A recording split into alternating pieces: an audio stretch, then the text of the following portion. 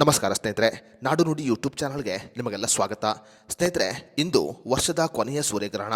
ಈ ಸೂರ್ಯಗ್ರಹಣ ನಮ್ಮ ದೇಶದಲ್ಲಿ ಗೋಚರ ಆಗದೇ ಇದ್ದರೂ ಕೂಡ ಕೆಲವು ರಾಶಿಗಳ ಮೇಲೆ ಈ ಗ್ರಹಣದ ಪರಿಣಾಮ ಬಹಳ ಹೆಚ್ಚಾಗಿ ಇದೆ ಅಂತ ಹೇಳಬಹುದು. ಈ ಗ್ರಹಣದ ಕಾರಣ ಕೆಲವು ರಾಶಿಗಳ ಅದೃಷ್ಟವೇ ಬದಲಾಗಲಿದೆ. ವರ್ಷದ ಕೊನೆಯ ಸೂರ್ಯಗ್ರಹಣ ಈ 5 ರಾಶಿಗಳ ಮೇಲೆ ನೇರವಾಗಿ ಪರಿಣಾಮವನ್ನು ಬೀರಲಿದ್ದು ಈ ರಾಶಿಯವರ ಅದೃಷ್ಟ ಬದಲಾಗಲಿದೆ.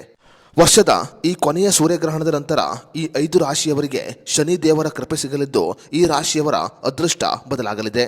ವೃತ್ತಿ ಜೀವನದಲ್ಲಾಗಿರಬಹುದು ಅಥವಾ ವ್ಯವಹಾರಿಕ ಕ್ಷೇತ್ರದಲ್ಲಿ ಆಗಿರಬಹುದು, ಈ ರಾಶಿಯವರು ಬಹಳ ದೊಡ್ಡ ಮಟ್ಟದ ಯಶಸ್ಸನ್ನ ಸಾಧಿಸಲಿದ್ದಾರೆ.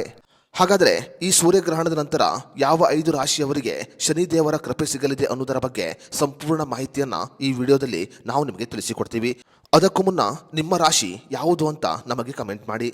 ಸ್ನೇಹಿತರೆ, ಜ್ಯೋತಿಷಿಗಳ ಅಭಿಪ್ರಾಯದ ಪ್ರಕಾರ ಮೇಷರಾಶಿ, ತುಲಾರಾಶಿ, ಸಿಂಹರಾಶಿ, ಕುಂಭರಾಶಿ ಮತ್ತು ಕರ್ಕಾಟಕ ರಾಶಿಯವರ ಅದೃಷ್ಟ ಬದಲಾಗಲಿದೆ. ಈ 5 ರಾಶಿಯವರಿಗೆ ಶನಿ ದೇವರ ಅನುಗ್ರಹ ಸಿಗಲಿದೆ. ಈ ಸೂರ್ಯಗ್ರಹಣವು ಈ 5 ರಾಶಿಯವರ ಜೀವನದಲ್ಲಿ ಸಾಕಷ್ಟು ಬದಲಾವಣೆಯನ್ನು ತರಲಿದೆ. ಈ ಸೂರ್ಯಗ್ರಹಣದ ನಂತರ ಅಂದರೆ ನಾಳೆ ಮುಂಜಾನೆ ಈ 5 ರಾಶಿಯವರು ಶನಿ ದೇವರ ದೇವಸ್ಥಾನಕ್ಕೆ ಭೇಟಿ ನೀಡಿ ದೇವರ ದರ್ಶನವನ್ನು ಮಾಡುವುದು ಬಹಳ ಉತ್ತಮ. ಸ್ವಂತ ವಾಹನ ಖರೀದಿ, ಸ್ವಂತ ಆಸ್ತಿ ಖರೀದಿ ಅಥವಾ ಸ್ವಂತ ಮನೆಯನ್ನು ಖರೀದಿ ಮಾಡಬೇಕು ಅಂದುಕೊಂಡವರು ಇನ್ನೇನು ಕೆಲವೇ ದಿನಗಳಲ್ಲಿ ತಮ್ಮ ಆಸೆಯನ್ನ ಈಡೇರಿಸಿಕೊಳ್ಳಲಿದ್ದಾರೆ. ಅದೇ ರೀತಿಯಲ್ಲಿ ಈ 5 ರಾಶಿಯವರು ಉದ್ಯಮವನ್ನು ಆರಂಭಿಸಲು ಇದು ಉತ್ತಮವಾದ ಸಮಯವಾಗಿದೆ. ನೀವು ಬೇರೆಯವರಿಗೆ ಕೊಟ್ಟ ಸಾಲ ಮರುಪಾವತಿಯಾಗಲಿದ್ದು ನಿಮ್ಮ ಸಾಲವನ್ನು ಕೂಡ ನೀವು ತೀರಿಸಲಿದ್ದೀರಿ.